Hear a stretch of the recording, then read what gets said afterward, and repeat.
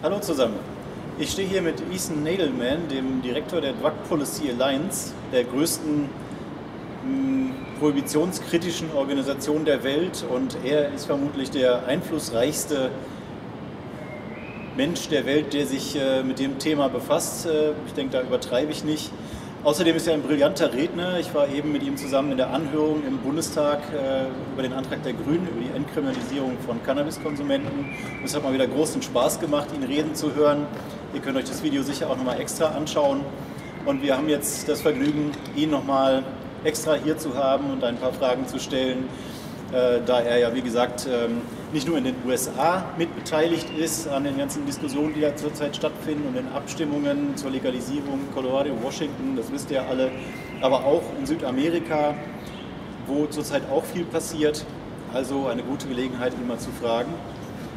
So, Ethan, wir gehen jetzt zu Englisch über und werden mal schauen, dass wir noch Untertitel kriegen, aber man kann Ethan auch gut verstehen, da er aus New York kommt, auf jeden Fall auch für Leute verständlich, die sonst mit amerikanischem Englisch vielleicht Probleme haben. Nun ja, Ethan. Maybe first we go to the States and keep on that level. There's happening very much at the moment. I said before, Colorado, Washington, with a legalized decision of the population. Now they are struggling with the federal level if they can really bring it to reality, to open up shops and so on. What do you think, what will be the outcome of that discussion process, and how fast will it go forward? Well, now we're talking in April of 2013. And already months ago, the Attorney General, Eric Holder, said that he was about to issue the new policy. And so far he has not. And so my guess is that there is a lot of debate within the Obama administration and the Justice Department about what to do. And I think it's a real quandary, because on the one hand, you have these ballot initiatives to legalize marijuana, which won overwhelmingly in both states. The marijuana legalization initiative in Colorado received more votes than Obama did in the election. And the one in Washington State received almost as many as Obama and more than the candidates for governor and attorney general who won. So there's overwhelming popularity, clearly a very clear expression of the majority, no question that the public was deceived or confused. Obviously, they knew what they were voting for. And then if you look at this from the perspective of public safety, public order, public health, fiscal responsibility, from all of those perspectives, the right thing to do would be for the federal government to allow the state governments in Washington and Colorado to implement the regulations, to control it, to regulate it, to tax it in a responsible way, more or less like alcohol. But on the other side, you have federal prosecutors and federal police who don't want to allow for any exceptions.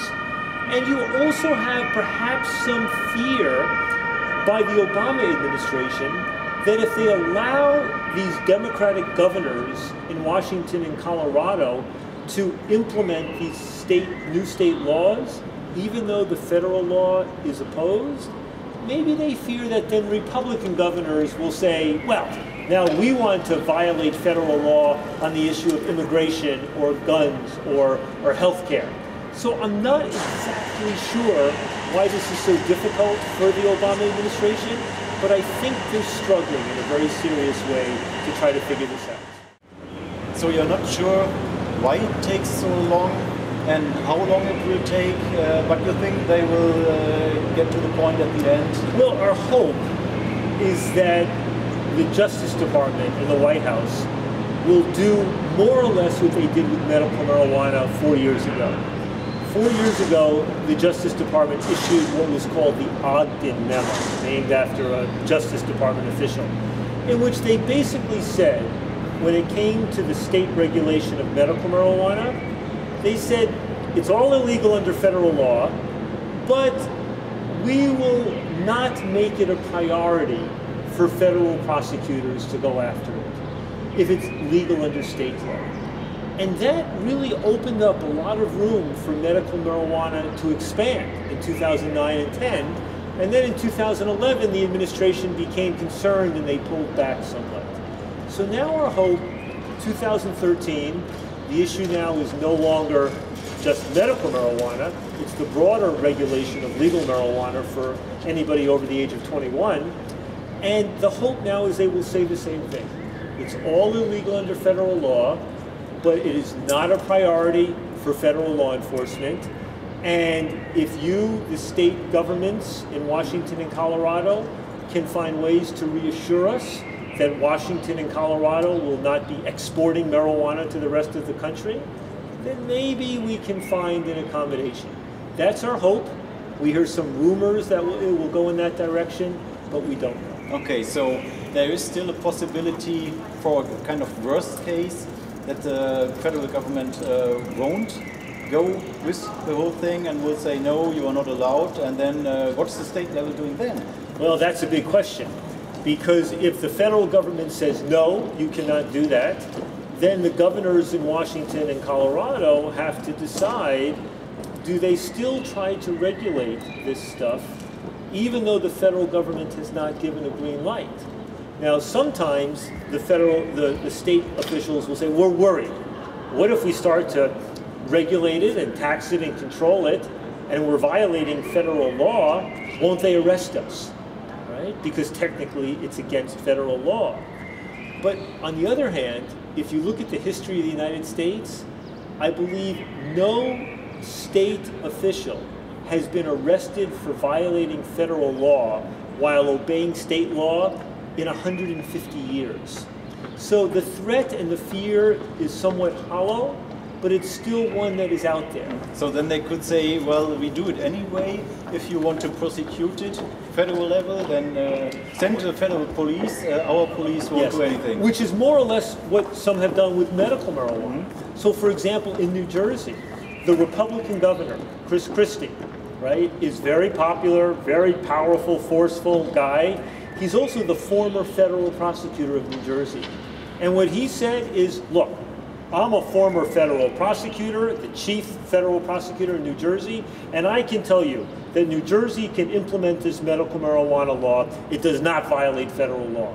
So when you have a powerful Republican governor, who many people want to run for president in three years from now, saying that, it suggests that there's a lot of room in the middle where it's a legal battle, but it's mostly a political battle. Okay. That in another worst case, the federal government says, well, we are not going to let you do that, and the state level people also say, well, then it's too hot for us, we leave it. Then nothing happens. Well, that's remember, also a possibility? Yes, it's a possibility, but already in the law, it's now legal to possess up to an ounce of marijuana in both states. In Colorado, it's legal to grow up to 6 plants in the privacy of your home. Both states already have legal medical marijuana, and in Colorado you have hundreds of medical marijuana dispensaries around the state that are being regulated by the state government, paying taxes. So there's already a model in that area through the medical one. So if the state government decides it cannot set up a regulatory system, it may be that, for example, the localities, the cities, some of them begin to regulate it, the way that San Francisco or Oakland or Berkeley or other cities in California are regulating medical marijuana, even though there's no statewide regulation. I mean, as you can see, George, it's a complicated situation because the federal law says it's all illegal. The state laws begin to vary.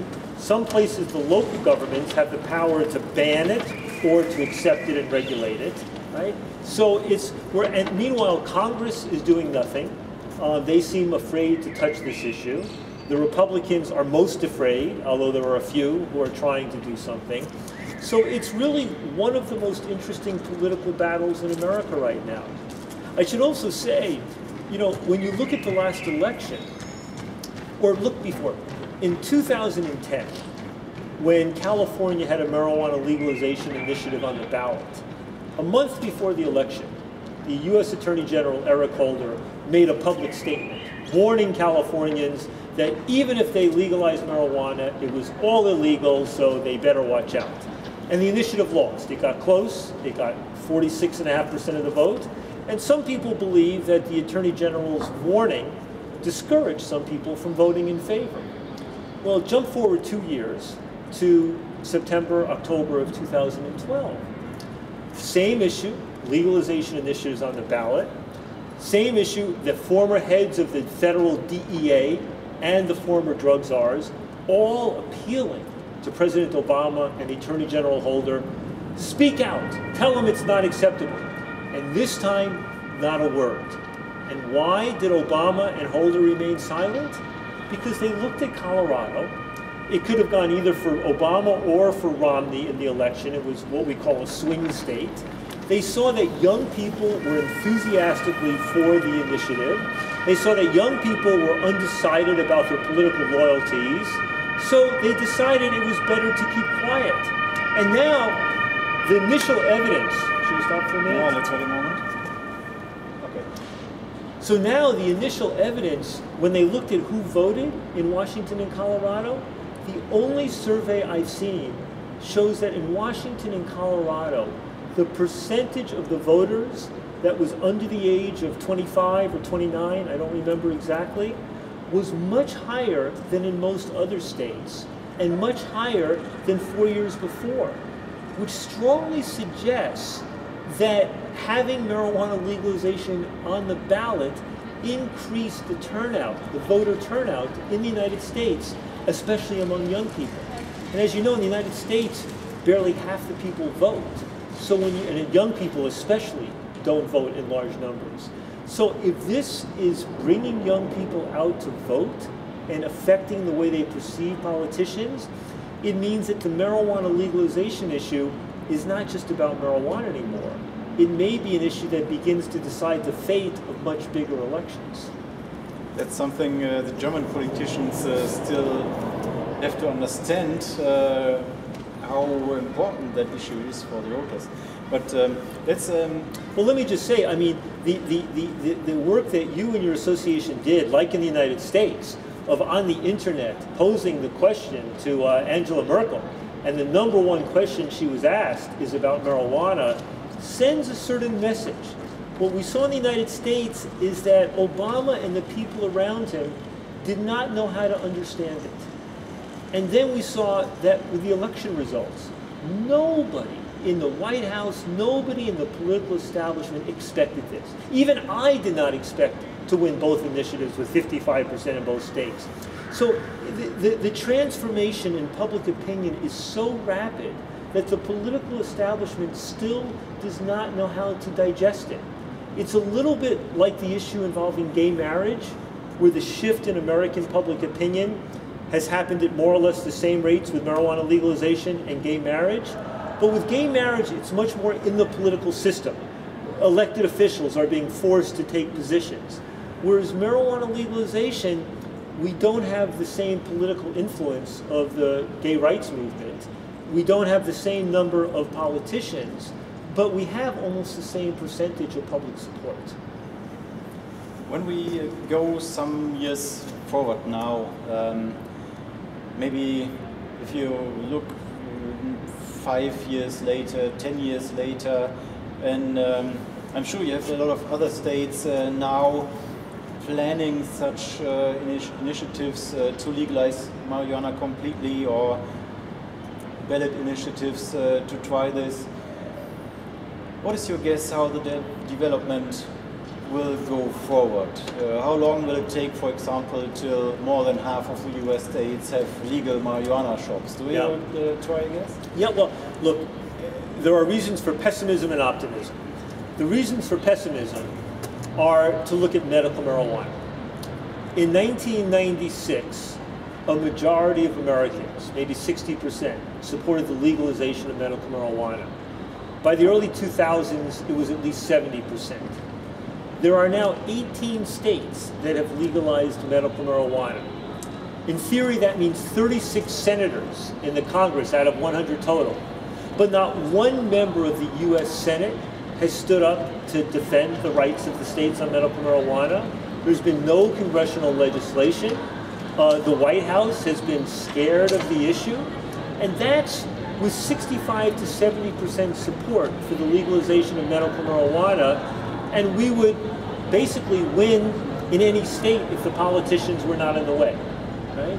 So that's the reason for pessimism. It suggests you can have 2/3 of the public with you, but the federal government will not budge, and that it will take a long time to work through the state legislatures.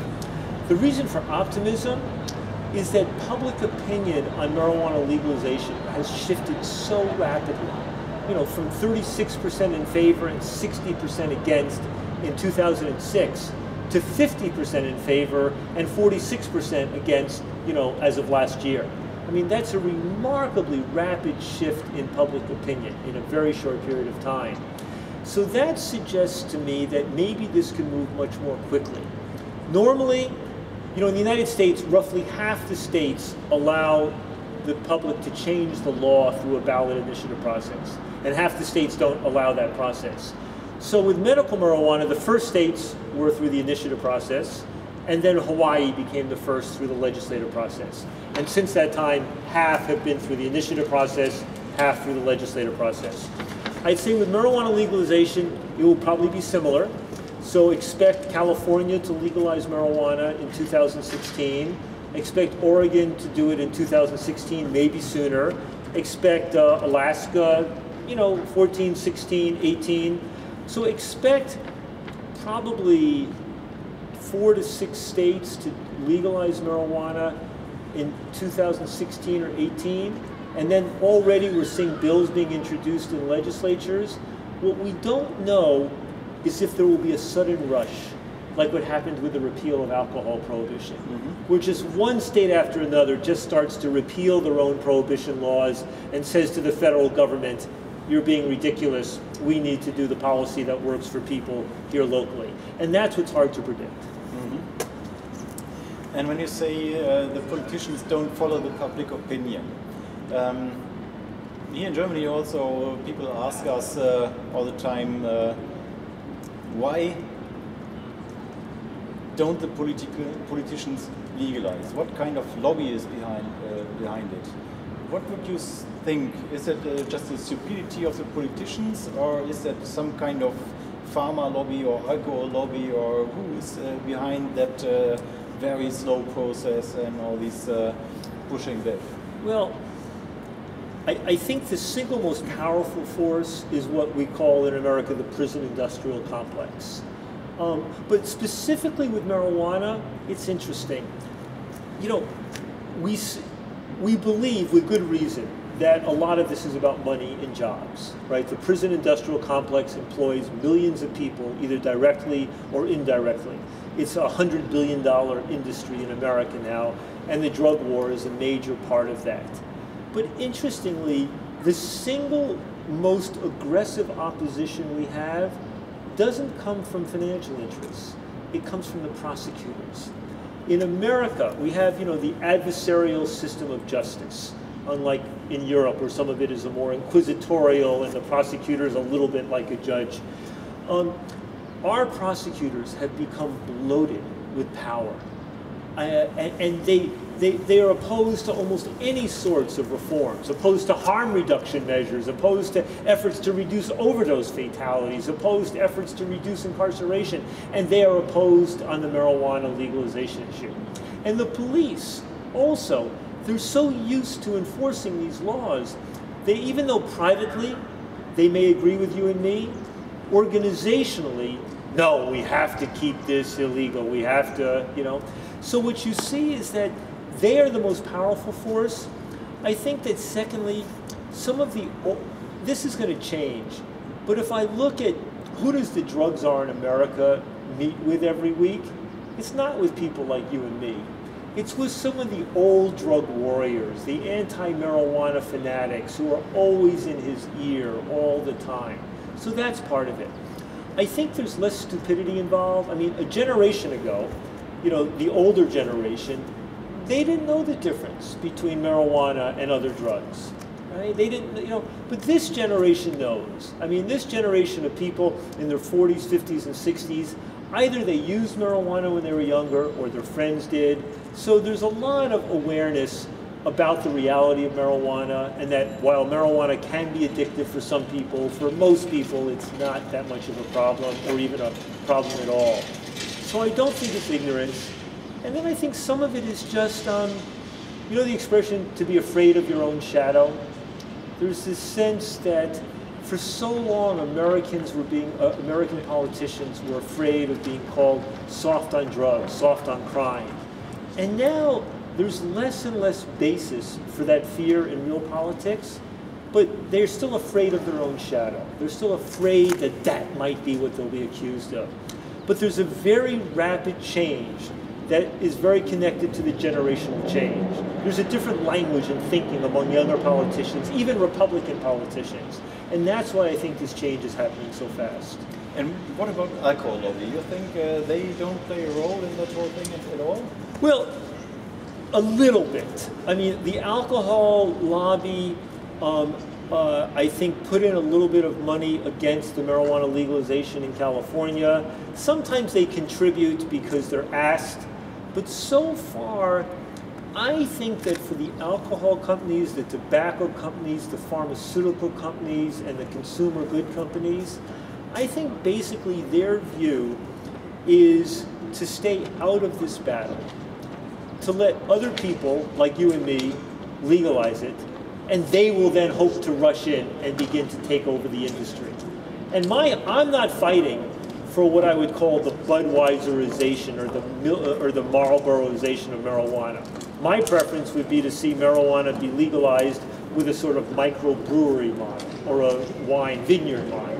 And the fear in America, as in many countries, is that it's the big corporations which will take it over. But to my mind, even that is preferable to having this remain entirely in the underground with the violence, the criminality, the arrests, the loss of life and livelihood. I'll also tell you, a few years ago, I was sitting on the beach in California, and one of those little planes with an advertisement went flying by. And it was an advertisement for one of the beers, maybe Miller or Michelob or Budweiser. And the advertisement said, it's 4:20, time for a Michelob or a Miller or something, right? So what you could see, I don't know if that was authorized at the most high levels of the Anheuser-Busch, the big beer corporation, but clearly at the lower level, people were aware that they're appealing to people's desire to have a good time. And that for more and more young people, you know, having a smoke of a joint, a beer, it's a way to relax. It's part of the culture. So I have not seen them make any major effort. With the pharmaceutical industry, you know, for them, there's a different story. I think the race is, they are trying to pharmaceuticalize cannabis before it becomes legalized more broadly. I mean, ultimately, the best strategy would be to have both happen. You legalize cannabis, the plant, so people can buy different varieties, you know, in stores and use it, and it's labeled, and people get a license to sell from the government, like with alcohol. And then there's a pharmaceutical one that's isolating the specific ingredients of cannabis and making them available in a medicinal form, and, you know, in pills or whatever form works best. Ideally, those things work in tandem. But I think ideally the pharmaceutical company would like to keep cannabis illegal and then to monopolize cannabis by pharmaceuticalizing it entirely, which would make the price much higher, the availability lower. It would involve the medical industry in ways that are not necessary, but I think that's their thinking. Okay, let's go beyond the US. Next part would be, of course, South America, where it's also happening a lot. For us, this is important because our politicians always say we can't do anything because of the international treaties. So it's important to see somewhere the first country to go out of it. We have seen this in Bolivia with the coca plant, but now we are waiting for the first legal marijuana state of the world. And the question is, for example, will it be first the states, or will it first be Guatemala, where we also hear about this process?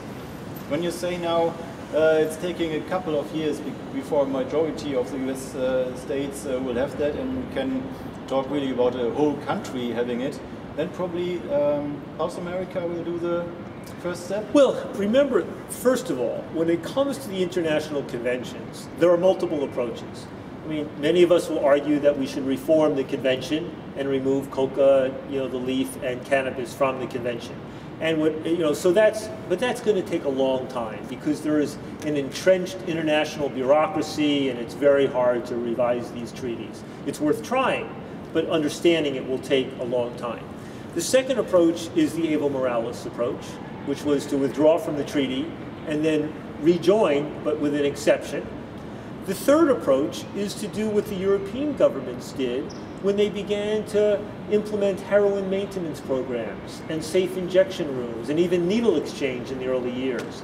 At that point, the International Narcotics Control Board, the sort of international watchdog for the UN anti-drug treaties, said it was illegal under the international conventions. And what did the Swiss do? And the Dutch, and I think the Germans?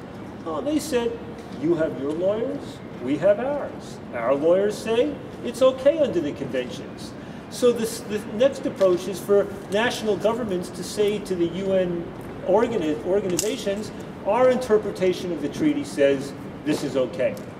The fourth approach, which I think Uruguay is probably, because now the race, is it going to be Colorado, Washington, or Uruguay? Which is going to be the first to implement the first real shops on the road. Exactly. And I think Uruguay is also looking for a way to try to accommodate some of the concerns of the UN International Treaty, but not to accept that it provides a ban on what Uruguay can do. So I think that there's more and more interest in finding what we would call the wiggle room, the gray area, to allow this to proceed. I mean, it would be a tragedy to have a conservative interpretation of these international conventions stand in the way of a regulatory policy that serves the interests of public safety, public order, public health, and fiscal responsibility.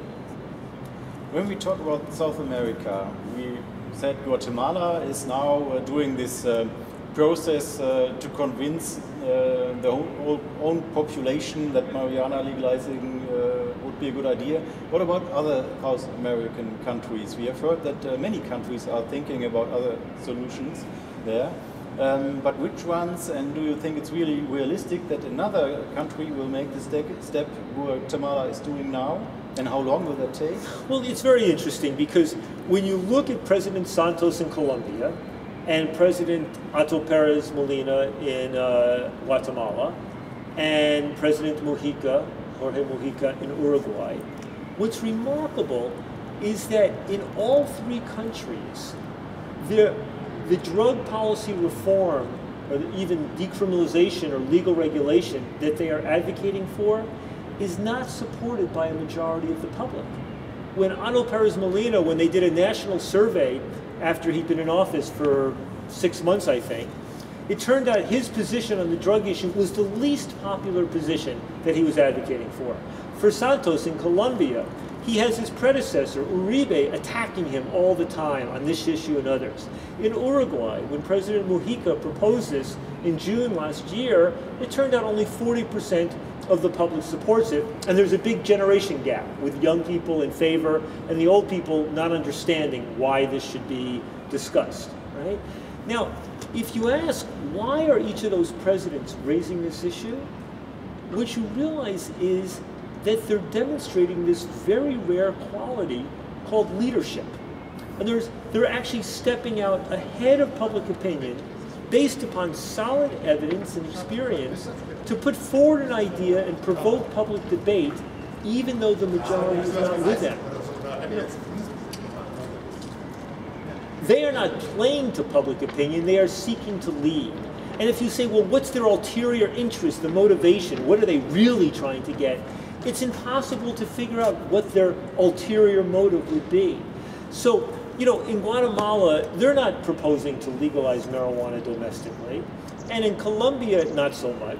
I mean, President Santos in Colombia said that he thinks for the world as a whole, the best approach would be the legalization of cannabis. But then he says, Colombia is not going to be the first one. What's so impressive about Mujica in Uruguay is he said, it makes sense, let's do it, we'll be the first. He's not even talking to the other presidents about it. He's just thinking about little Uruguay and what would be the best policy to do there. So I think that Santos and Otto Perez are providing real leadership, Mujica in his own way. And then it's interesting because the president of Costa Rica, Chinchilla, is being supportive of the new debate. The president Correa from Ecuador, who is more of a Chavista and not with such good relations with the others, he also is has pushed some reforms within Ecuador and also speaking about it a little bit. He feels a little bit self-conscious because his father served time in prison, I think American prison, for selling drugs when he was young. But what you see is new leadership. In Chile, the current president is not supportive, but Michelle Bachelet, who is the former president and maybe the next president, in one of her first speeches a month or so ago, she said we need to reconsider our drug policies. So there is a growing discussion and legitimization of debate. The Global Commission, which helped to open up this discussion, their single line motto was break the taboo, break the taboo. They said we don't have the answers. We can look around the world for what's looking useful, but we need to put all options on the table. We've spent 50 years discussing 1,000 different prohibitionist approaches. Now it's time to discuss 1,000 different legal, regulatory, and public health and decriminalization and public health approaches. It's time not to say, and for people to say, but we don't know how we would do it. Of course we don't. We're just beginning the process. But it's about legitimizing the discussion about the legal regulation where the prohibitionist policy has failed for so many years.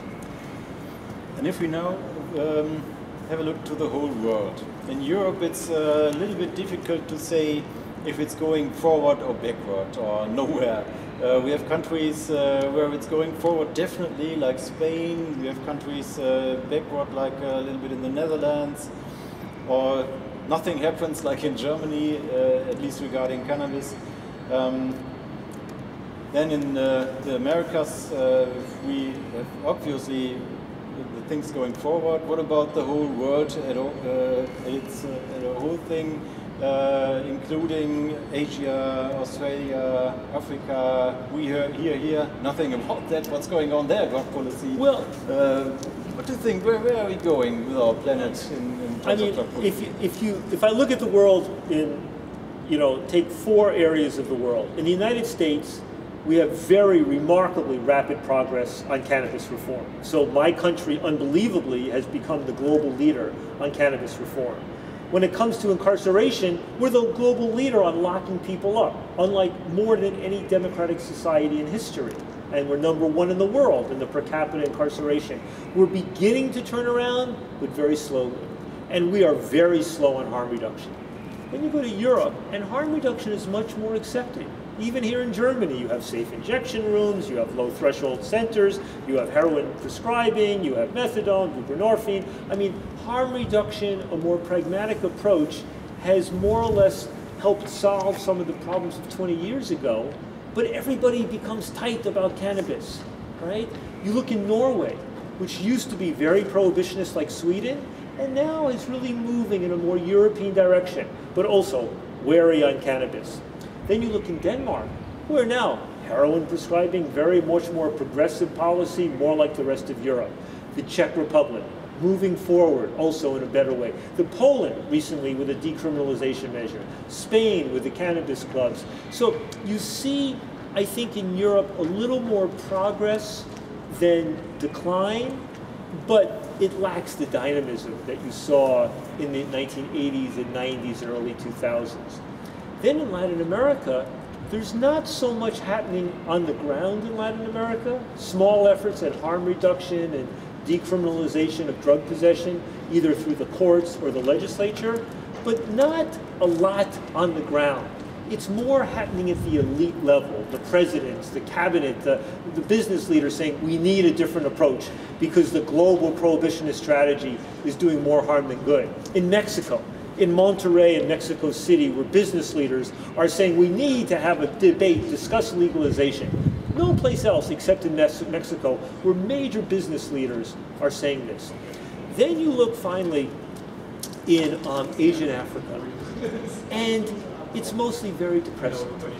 But on the other hand, if somebody had said to you 10 years ago that now you would have needle exchange programs and methadone maintenance programs in Malaysia, Indonesia, Vietnam, China, Iran, people would have thought you were crazy. But now those programs exist in small ways in all of those countries because they realized they did not want HIV to spread. The other thing is within the Global Commission report came out in June of 2011, I saw all the media. It was the first time that these issues were in the media in Asia and Latin America. I mean, everywhere. I mean, in India, this stuff popping up in the media, parts of Africa, and the fact that Kofi Annan was on the Global Commission. And he joined the commission because he looked at West Africa and he saw West Africa headed the way of Central America and the Caribbean with narco states and horrible corruption. So I think that you have just the beginning of the discussion going on in Asia and Africa with a long way to go. It can be very depressing to hear the African discussion because it's almost as if they feel destined to follow in the footsteps of the crazy policies in Latin America and Afghanistan, that they just don't know there's an alternative. So it's beginning, but it's very slow. Okay, what else have you got in mind to tell our viewers as a last point? I think it's that when people ask, where is all of this going, whether in my country or your country or globally, you know, if you accept the notion that the legalization of cocaine and heroin and methamphetamine, like alcohol or cigarettes, is highly unlikely in the coming decades. There's no public support for it. There are legitimate reasons to be concerned about, you know, its negative consequences, even though it would have very positive consequences in reducing crime and corruption and violence. So the question is, what are the answers? And I would say it really comes down to three major reforms that need to happen, and I think will happen in many parts of the world. The first one is remove cannabis from the prohibition regime. Take it away. Treat it like alcohol. Controls, taxation, regulation, maybe limitations for young people, but that's half the drug arrests in the world. That's so much of the police corruption. It's maybe 30% of the global drug trade or more. I mean, so that would be a very big piece. And that's, as we see, is beginning to happen in my country, and it will happen in other countries as well. The second one is decriminalize, end the criminalization of drug possession of small amounts for your own use. What we would call the Portugal model. Portugal, 12 years ago, decriminalized drug possession. Nobody gets arrested for drug possession. Nobody gets drug tested and punished for testing positive for drugs. Treat addiction entirely as a health issue, and for the people who use other illegal drugs but don't cause a problem, ignore them, essentially. And now the results from Portugal are in. It's tremendously successful in reducing crime and reducing arrests and overdose and HIV and Hep C, all of that, and without an increase in drug use. It also can reduce the low-level police corruption. The third is the most difficult. That is to embrace a policy whereby anybody, any drug addict or heavy user who is so determined to use and buy his drugs that he will buy them on the black market if that's the only choice, with those people, it is better to say, you can go to a clinic, you can buy your drug from a legal source, right? Now, already we have in Europe, and a little bit in Canada, small programs to allow heroin addicts to get pharmaceutical heroin. The great challenge is, how do you provide a means of allowing legal access to drugs like heroin, cocaine, amphetamine for the addicts, for the heavy users, in a way that does not make it available to everybody, right? Allow the recreational users to continue to go to the black market, but remember, with most drugs, it's a small minority of the drug users who consume the large majority of drugs. That's true with alcohol and many other drugs. So if we can take most of the heavy users and addicts into a system whereby they can get their drug legally and maybe then be encouraged to take it in less dangerous forms and encouraged to reduce their use and encouraged to stop, but still allowed to get it, I think that will be the best way to take away the market from the gangsters, the criminal organizations that exercise so much power and violence around the world. Those three pieces, I think that's the future of drug policy reform world over. Okay, thank you. And then I wish you a nice flight back and hope to see you at your next conference in Denver in October. Yeah. Okay, George, thank you very much. Bis zum nächsten Mal.